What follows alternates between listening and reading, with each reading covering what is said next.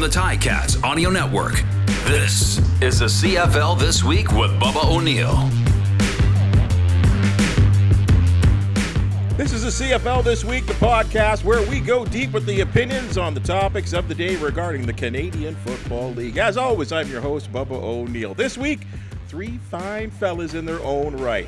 Now, he is the podcast, I got to admit it, he's our favorite West Coast connection, the president of Football Canada, Jim Mullin. Howdy. For many years, he was one of the personalities that built that Sportsnet brand. He's now the voice of the Hamilton Tiger Cats. Say hello there, RJ Broadhead. Hello, everybody. You know, and few men in this country have the Canadian Football League covered from the inside and out like this individual from TSN. He's the insider, columnist, analyst, and now I hear that he might be a broadcaster in the football booth. I hear that, David Naylor. All right, guys, let's get right down to the business here. I think we all saw last night's game in Regina, the quality of that Rough Riders and Argonauts game. I'm going to call it suspect. I don't know what you guys think. You know, obviously there was COVID implications leading up to it. Was the CFL's one-game postponement. Was that good enough, RJ, or should they have just maybe rescheduled this game for another day? It's a good question, and it's a bit of a debate, and it depends who you ask, because Saskatchewan and every team but Toronto in the East Division not very happy that game took place. And on the flip side, Toronto and every other team in the West Division besides Saskatchewan is okay with it. But the Argos have had 2 bye weeks already. Their next one isn't until week 15. The Riders play that week. Logistically, it would have been very difficult. So I think this was probably the path of least resistance for the CFL to just do the one-day postponement. I mean, it worked out for the Argos, and maybe some teams in the West Division are pretty happy. But doing play-by-play for the Tiger Cats, I'm sure there were a lot of Ticats fans cheering for the Riders in that one, and they were short-staffed. They really didn't have much of a chance, despite the score being close. I mean, Jim, you had about 10 to 15 guys that really might have been in the game had it been any other weeks. I mean, you look at the quarterback. Had he ever thrown a pass in the CFL, Dave? I don't think so. I mean, and he's lining up at quarterback. Now, you could have asked questions about that, Fajardo with the knee and all that kind of stuff. But, Jim, I mean, yes, there was definitely an entertainment value of that game. But, I mean, from a competitive standpoint, Jim, what is Saskatchewan supposed to do here? Well, first of all, I think Dave reemphasizes my point that I said on social media last night, that perfection is boring in football sometimes. That was anything but perfect. Yeah, exactly. There were exciting moments. It was intriguing. Maybe for all the wrong reasons at times. Maybe because there were some very bad decisions made along the way and some poor execution. But I found myself riveted to watching that demolition derby of a football game. It's kind of what you expect kind of as you drift towards the dog days of August for football. You get a couple of those in the CFL in the summertime. As for scheduling this game, when they did, I was in support of it. I think that 24-hour window is something that is permissible. Look, the last thing that I want to see is what we saw in the NFL with the Denver Broncos and using a player who's not a quarterback, and that was not entertaining. Watching that particular NFL game with a guy behind center that last played as a sophomore at Wake Forest. So when it comes to rescheduling these games, I think the 24-hour window is okay. It's also intriguing to see that in the new CBA, if the Riders were really with their back in a corner when it came to activating players, they could reach out to other teams' PR lists and plug some of those holes. So I think the CFL's done all it can in that situation, and I'm okay with it. Maybe just because I was entertained. RJ, it was hilarious for me because I think the dynamics we're talking about arguably just about 2 weeks ago, that Stampeders and Blue Bombers game, one of the all-time games that we've seen in a regular season, and then you get this. I mean, for 2 different reasons. Well, yeah, you could talk about those games. You could talk about almost every game in the CFL this season. There's been an entertainment factor, and so many have come down to an opportunity very late in the game. When you look at the CFL statistics in those games that have been decided in the last 3 minutes, there's a boatload of them. So, from an entertainment aspect, it's fun to watch. It, like Dave and Jim said, it's sometimes not the best football, but it does make for entertaining television. Or radio. Well, yeah, radio as well too. Absolutely. Jim, I'm sure you're pretty pleased with what you're seeing. I know you're evaluating the game at all levels.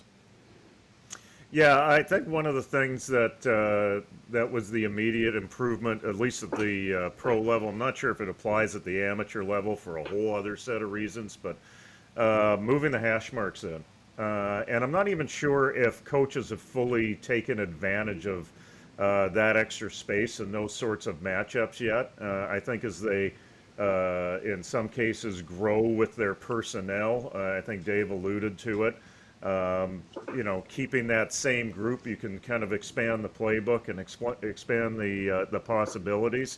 And also to echo, it's also nice seeing teams not digging out from inside their own 20 on a number of occasions. It's nice to see that positive field position that opens up more possibilities in the playbook. So the changes that have been applied rules-wise at the CFL have made an impact on the game. I don't think we've seen the full impact yet. I think as we get past Labor Day, we'll see offenses actually going up even a little bit more. Guys, we're talking about changes here, and I think the life of one Kahari Jones has changed tremendously over the last month, preparing for games as a head coach of the Montreal Alouettes, and now he's brought in as a consultant of some sort with the Tiger Cats, and their 1-4 record and what they're dealing with there. I know there was a lot of talk about why would you bring in a guy like this.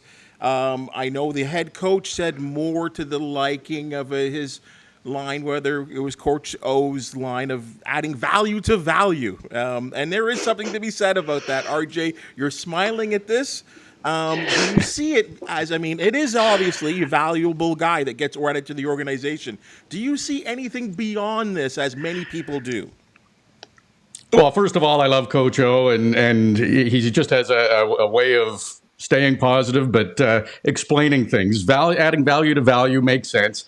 I think it's a great move for Hamilton. I'm not looking beyond Kahari Jones. I know there's been some talk that maybe he'll be the next offensive coordinator. I think having both Kahari and Tommy Condell, two brilliant offensive minds in the CFL, it can only end up being a positive. And we all know that the Hamilton offense has been extremely inconsistent so far this season. They play Montreal 3 times this year, including 2 of their next 4 games. So that could pay huge dividends in that East Division where wins are very difficult to come by, it appears. So if Hamilton can somehow sweep Montreal, we'll know by Thursday. That's the next meeting against Montreal. So Kahari Jones won't only help the offense, certainly he's going to help the Hamilton defense going into that game against the Alouettes. I love the hire. I think it's brilliant for the Tiger Cats to bring him in, and it can only be positive things. So Coach O saying adding value to value is perfect.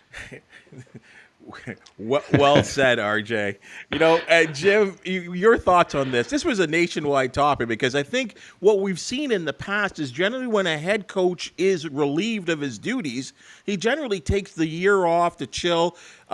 Jim and Dave, you might know the contracts, and RJ, you might know the contract situation better than I for Kahari Jones. But boy, it didn't take him 2 weeks to jump ship to another team. But were you surprised with this, Jim?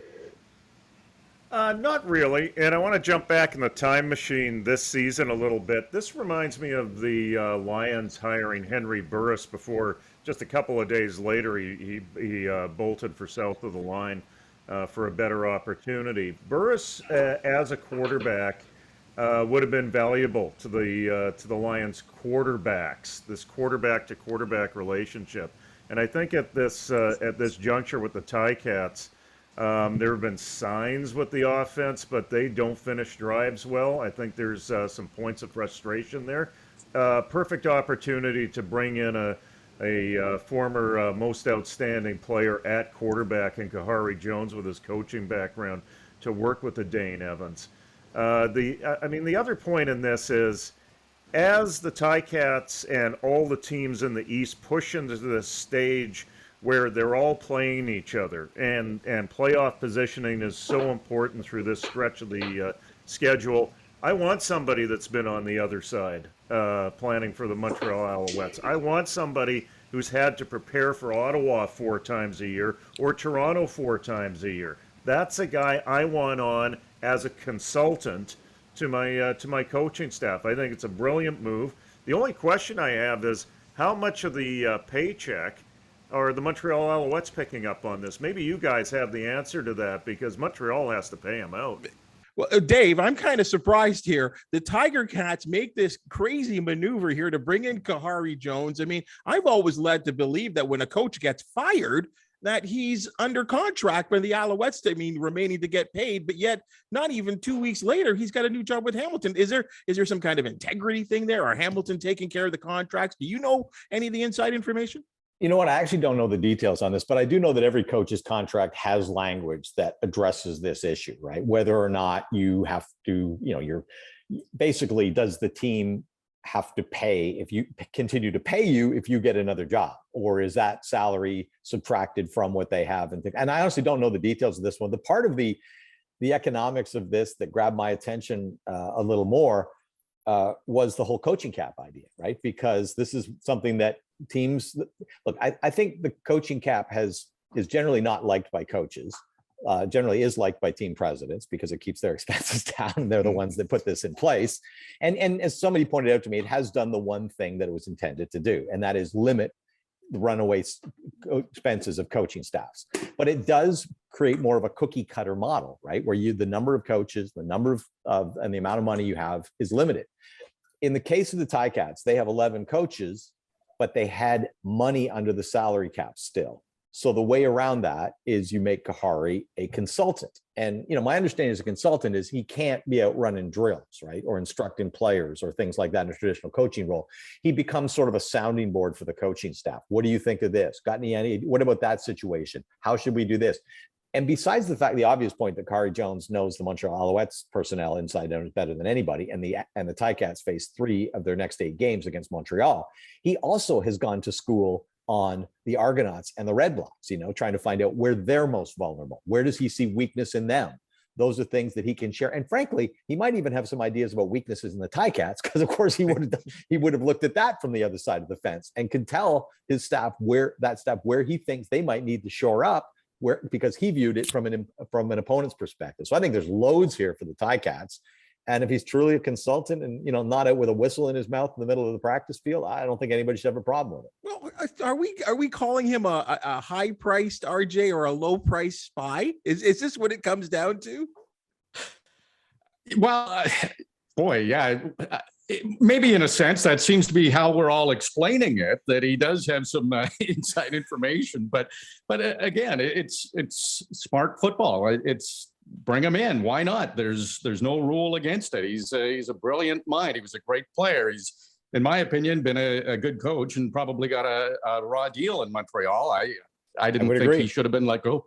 Mm-hmm. Yeah. So for Hamilton to bring him in, I think we've all summed it up perfectly. It's all about winning games in the East Division, because besides the Argos, it's been proven it's difficult to win against the West Division. So if you win in your division, you're probably going to finish in the top 2. And that's with the crossover looming. Here we are 6-7 games into the season, and 5 in BC's case, but we're already thinking that there's probably going to be a crossover. So you have to win those games in the division, and having Kahari Jones as a great eye, or a spy, as you said, Bubba, it's a good addition for the Tiger Cats and can only help. The last time the Ticats brought in a consultant, there was also a Jones, right? That's how June Jones started. And then the head coach sort of promoted himself to president and gave the head. This is why I'm confused with the whole thing. I don't think we're going to see a repeat of that. All right, fair enough. I think Orlando is very secure. That's my opinion. Let's stay in the East here. The Red Blacks are a catch away from going to getting that first win that's been so elusive for them. regardless, they dropped the 0-6, losing to the Alouettes. I think it's time to ask this question there, Jim. Is it time for a teardown there? And I don't know if the coach is involved or some type of rebuild, because it just doesn't seem like, I mean, I feel like the quality, except for that game, which I think was 40-33, the quality of Ottawa's play seems to be deteriorating. Well, let's see what they can build up with Sean Burke first before we hit the panic button. He's only been there for a third of a year as a general manager. I think that's the starting point on this. I'm not sure what sort of bounce without a true starting quarterback the Red Blacks can have if they were to fire Paul LaPolice at this point. I don't see how that's necessarily constructive. He's only had the reins for 1.3 seasons now. So there still needs to be some time to rebuild certain position groups on this team, especially the offensive line through retirement and bad drafting. Needs some time to rebuild and come together as a unit. This is not going to be done overnight in Ottawa. Dave, wasn't it supposed to be a very competitive team? I thought Sean Burke was very aggressive in his drafting and in some of the acquisitions that he made. Has maybe arguably the best receiver in the league. I think this is a very competitive team. If you look at anything but their record, I mean, like, they lost to the Ticats like by a foot, right? I mean, the last two games, right? They've lost to Hamilton and Montreal by about a foot each time. And look, you have, I mean, last week, Darvin Adams, how many times you make that throw to Darvin Adams to catch it? 99 out of 100, right? And the Nate Bahar play, right, is, I mean, I'm not trying to take the coaching staff off the hook here, guys, but here's how I would evaluate the Ottawa Red Blacks and their coaching staff. And I think this is actually how we should evaluate things kind of in life too. Where are we compared to a year ago? Is this a better team? 1,000 times it's a better team. They were unwatchable a year ago, right? Paul LaPolice has had exactly 3 games where he's had a true starting quarterback of, even decent quality from start to finish. 3, right? Most of last year with Caleb Evans. Before that, he had the ghost of Matt Nichols and Don Davis, right? And now he's back with Caleb Evans, who, by the way, those 2 games they've lost by a foot, both of those are Caleb Evans games. So I would not blow this up. I would not even consider changing the coaching staff. I always go back. I was looking this up the other day. The Bombers are 24-1 in their last 25 games, so they haven't rested starters. You know what Mike O'Shea's record was before they started on this run? About 500. About 500. They right? wanted him fired in Winnipeg at one time. I don't, like, no one will tell you that now, but I believe he was not that far from getting whacked, right? And which meant you may have whacked a generational coach for the sake of a couple of weeks. So here's what I would do in Ottawa. I would let this year play out, okay? And unless it unravels like horribly and they start to become uncompetitive and you see quit in the players, I would bring this coaching staff back next year and I would be straight up with them and said, guys, you're in the 3rd year of your contract. You don't have a contract for next season. And by definition, you are coaching for your jobs. Let's all be honest about it. That's what this is, okay? We know year 1 was a write-off. We know you lost Jeremiah in week 4 to a season-ending injury or long-term injury, and we know you kept it competitive after that. We respect the job you've done. This is a much, much better team than it was when you got here. But in year 3 of this contract, you guys got to win. Go win, and then we'll give you another contract. And if you don't win, we're going to find somebody else. I really think we got to get away from, I'm going to say this, hockey mentality about football coaches, okay? Everything in this country is based on hockey. Like when you get a 1-game suspension in the CFL, someone goes, it should be 8. We're not playing hockey, guys. Stop, okay? We don't fire coaches in midseason and bring in people and win the Stanley Cup like they do in hockey. That does not happen in football. Get your heads out of the ice rink and start looking at this as football and stop demanding that everybody be fired. I'm with you on that. RJ, your thoughts? Well, I really agree with Jim and Dave. And is that bad on CFL this week, Bubba, if we're all agreeing?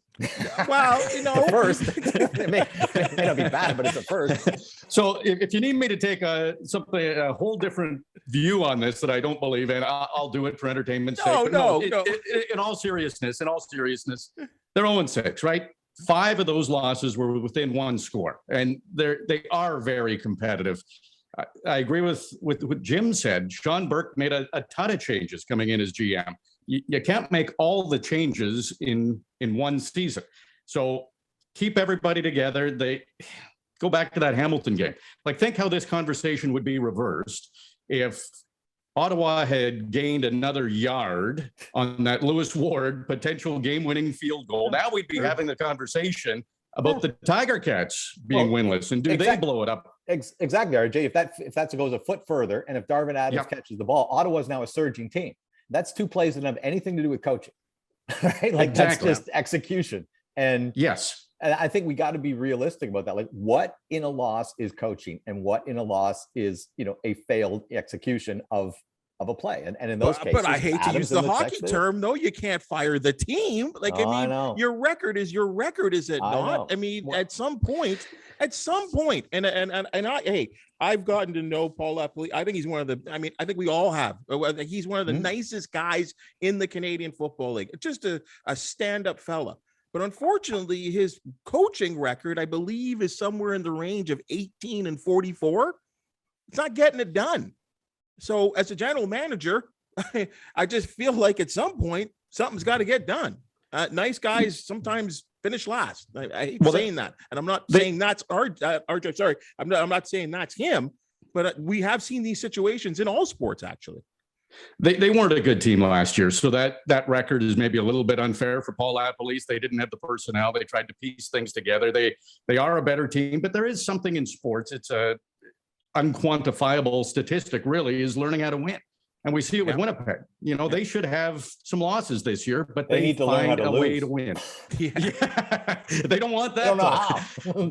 but that's the problem with Ottawa right now. They're stuck in that losing mode, and they just need to figure out how to finish these games and win games. They're very close. They're right there, but there is something to that. How you see it in those two teams. Even the first two games of the season, Ottawa could have easily beaten the Blue Bombers, but Winnipeg found a way to pull those ones out. So once Ottawa figures that out, more wins will come. But the record doesn't look good, but they are competitive.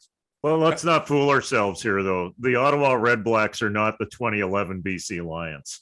No. that started off 04, and I think they were 1-6 at some point before they rolled to the Grey Cup. They don't have those elements in place right now. This thing's going to take a little bit of time. Guys, Ottawa's got arguably one of the best receivers in the league in Jalen Acklin. And I don't know if it's the rule changes or what it is. And again, there's many reasons for this, a longer training camp. I think the emergence of the passing game has been obvious this year in the Canadian Football League. So these receivers are all over the league Greg Ellingson, just fantastic there, Jim. Best receiver in the game right now. If you had to pick one on your team, who would you pick? I'm going to cop out, and I'm going to pick three that are at different stages of their careers. And I'm going to be slightly a homer to these guys because when he is healthy, Brian Burnham is maybe the most consistent pass receiver in this league, and he's a highlight reel. And you have to remember that we're in the entertainment business and the sports business. In terms of a midterm receiver in his career, a couple of years into it, I'd go with Lucky Whitehead right now.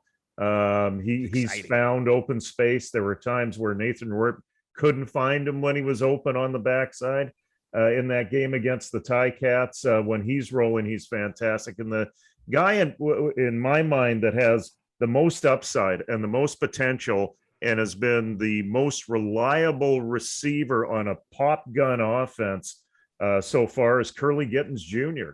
He reminds me of David Onyemata, actually, even though they're in two totally different positions.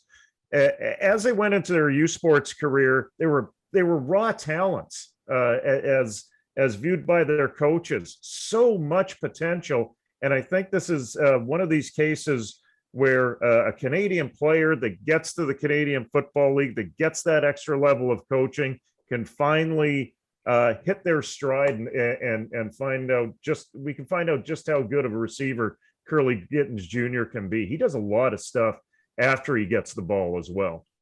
Love that pick. As a guy that called Marauders games for a little while and still continued to do, it was obvious. It kind of like Nathan Rourke to me when I saw him at the high school level.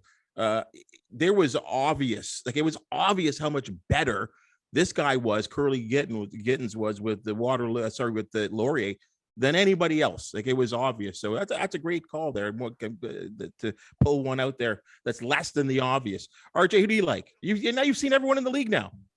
Oh, yeah. And I think it's a good question, because when I thought about it, I figured, I'll have a couple of guys, but there's a pretty long list. And statistically, you can't argue with what Dalton Schoen has done. He's come in, he's pretty much top 10 in every receiving category. I have to be a bit of a homer too for Braylon Addison, number 2 in receptions.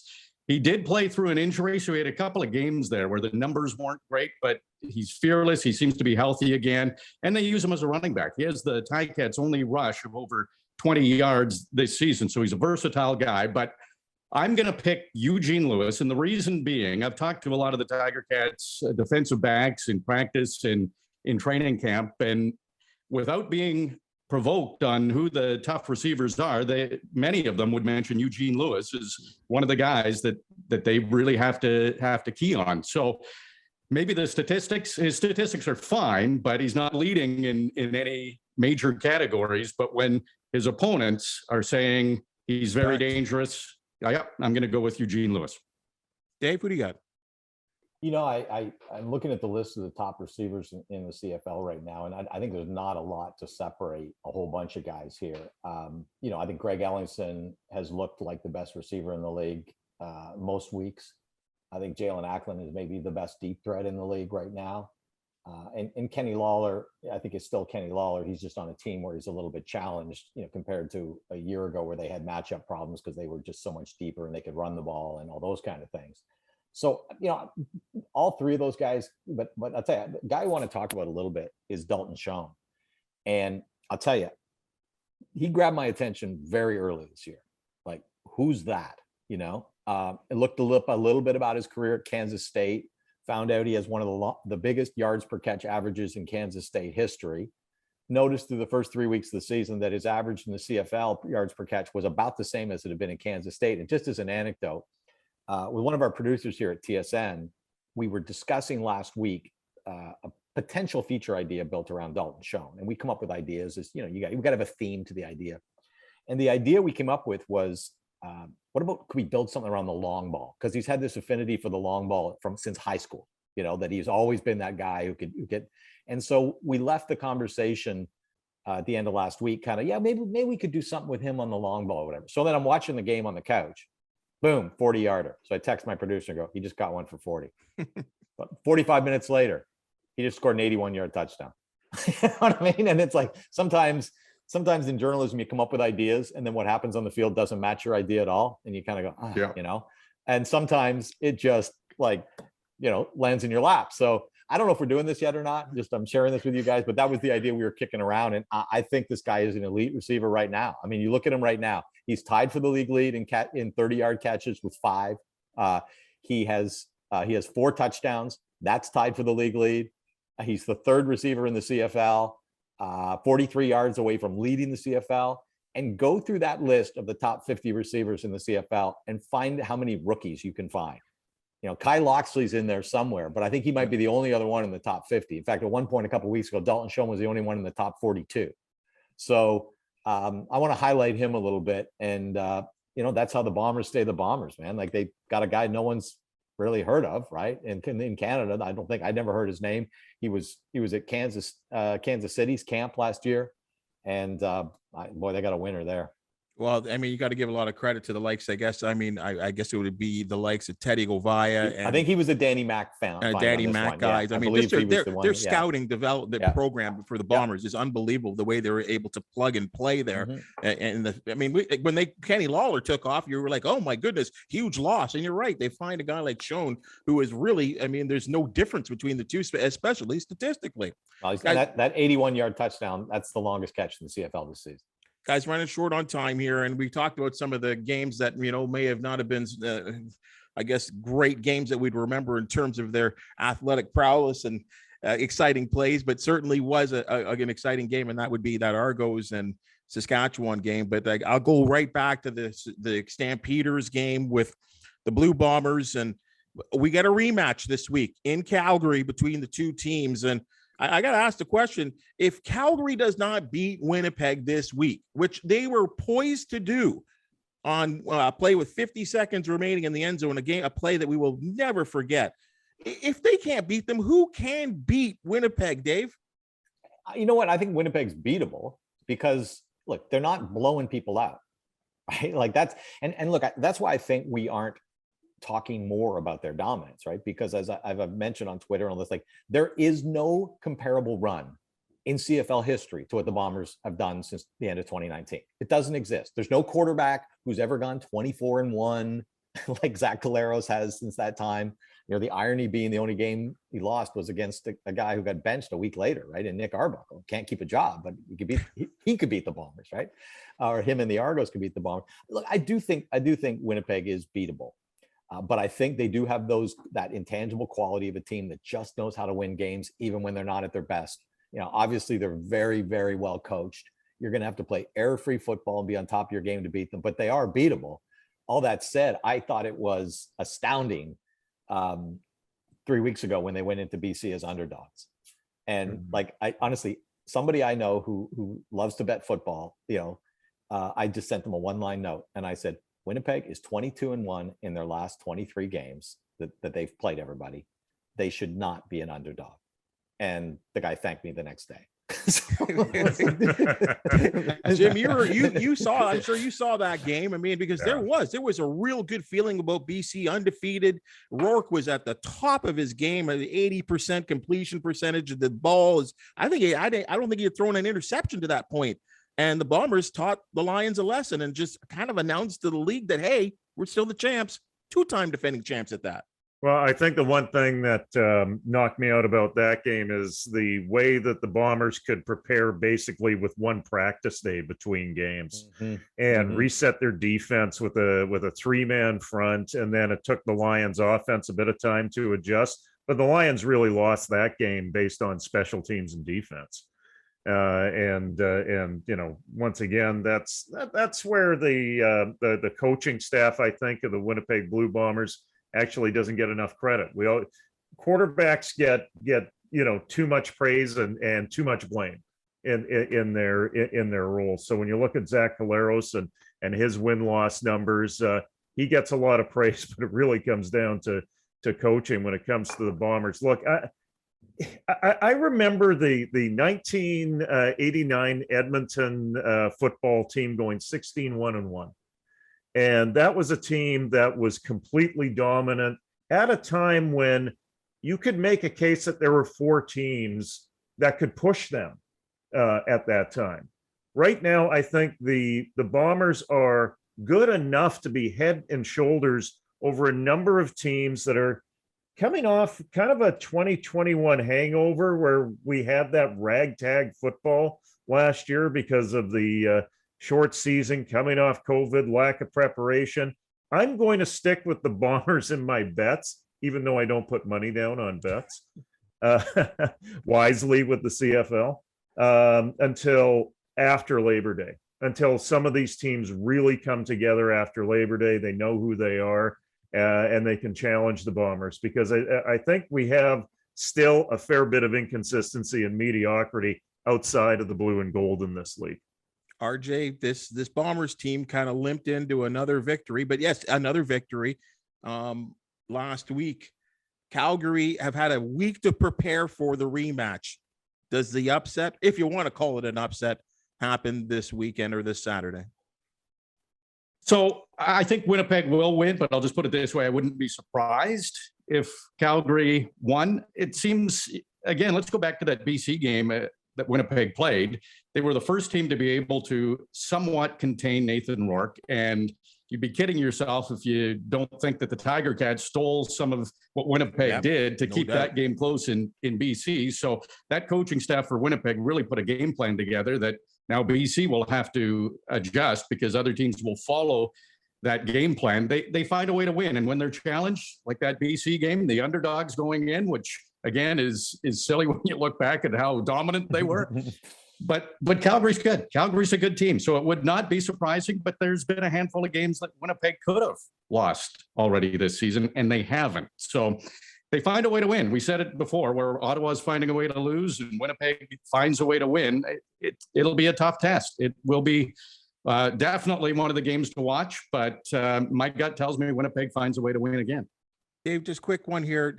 Is Bo Levi Mitchell, does he have a, and I know some people say this is always the case, but it seems really obvious to me that he's got kind of a chip on his shoulder, that he wants people to know that he's still the guy in the Canadian Football League when it comes to quarterbacks. Well, I think so, because the last 2 years he hasn't been the guy. Like he hasn't been that sort of alpha male quarterback at the top of the pecking order. And it was always him and Mike, right? Or Michael. And when I think when Riley got into the mid 30s of his career, I think he probably had just taken so many hits that he just wasn't the same player. He just didn't. We always admired Riley's toughness, right, for taking the hit before he stepped out of bounds or standing in and making the throw with the guy about to close in on him. But I think by the end of his career, that kind of took a bit of a toll. And Bo, it wasn't the accumulation, but he did have some injuries that he never overcame, and for a long time. It's particularly to do with the shoulder, right? And that's, you even heard the whispers of retirement and things like that. So, I do think there's that. And and Bo, when it was after the 18 season, I guess, when he came up for free agency, and I remember talking to him at that time after he'd re-signed in Calgary. He had contracts offered to him by the Colts, the Broncos, and the Vikings. And of course, of each of those situations, they saw him as a backup. They never saw a future of him starting for the team. And Bo, being wired the way he is, when he'd have those conversations with the team, and it was like, yeah, we want you to help our starter prepare. What? That is not Bo Levi. He is not there to help the starter prepare. They basically told him, at least some of those circumstances, that they didn't ever see him playing, that it was more of a development role and supporting being a reserve role and supporting their starter. And that's not Bo. So the other thing he was really kind of, I think, interested in at that time was he had been so healthy in his career to that time and had so much success that the Anthony Calvillo all-time pro football passing record was in his sights. And he wanted that. But he wanted to finish his career as pro football's all-time leading passer. And then the injury started. And then 2020 happened. And then 2021 is 14 games. So he's probably going to run out of road because of games that he's missed and seasons that weren't played, or season that wasn't played, and all that. So all these things have kind of moved him down a little bit from kind of where he was at that time. And I do agree with you. I think Bo has a real good sort of balance of humility and confidence, right? He's not an all ego guy, but he, as people told me when he showed up in Calgary, in fact, Rick Campbell told me this 3 weeks ago. So he said, I was in the building when Bo Levi Mitchell showed up, and I was the defensive coordinator, so it wasn't even my side of the ball. But you could just feel he wasn't going to be our number 3 for very long. And he actually said it was a comparable feeling he had to when Nathan Rourke showed up in BC. And he was careful, as he said, I'm not saying Nathan is Bo. I'm just telling you, they both gave off that same vibe when they walked in the building, right? So that's who Bo is. And I think it is good for the CFL to see Bo becoming the player that he was, until all these interruptions that kind of destabilized his career over the last few years began. Well, guys, you've been giving us a great vibe here on the CFL this week with your discussions, your points, your controversial things that you've been saying, and again, the statistical stories as well, too. That's what we always will look for on this podcast, and you guys really brought it this week. RJ, where do we find you? Well, I'll be calling the Tiger Cats big game against Montreal on Thursday on the Ticats audio network. So that will be definitely one. I think all CFL fans will be interested. We talked about Kahari Jones. We'll see his impact, if there is one, in that game for sure. Dave, where do we find you? You'll find me on the panel on August 4th. Next is my next panel. Otherwise, you can find me all over tsn.ca and, intermittently on SportsCenter over the course of the week. And just sorry, what's this about you going in the broadcast booth? What's So Jeff Avery, who is Ottawa's color commentary guy, is off for some time. They've been using Brad Sinopoli, I think, for some of their home games.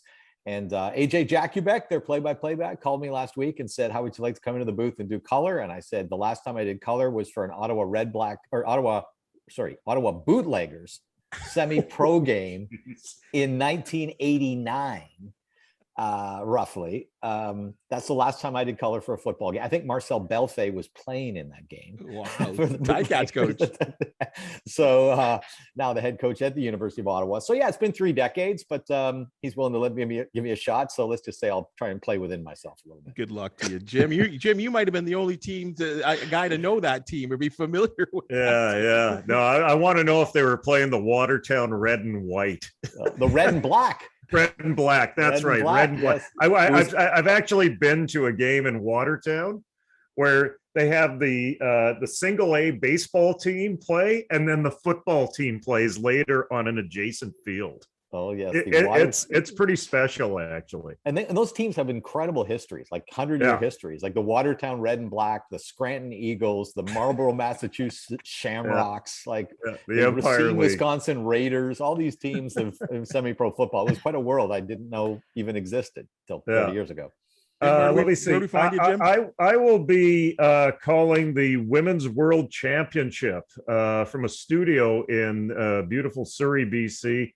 The championship's happening in Finland. My first call of the game, I was mentioning Dave before you were on here.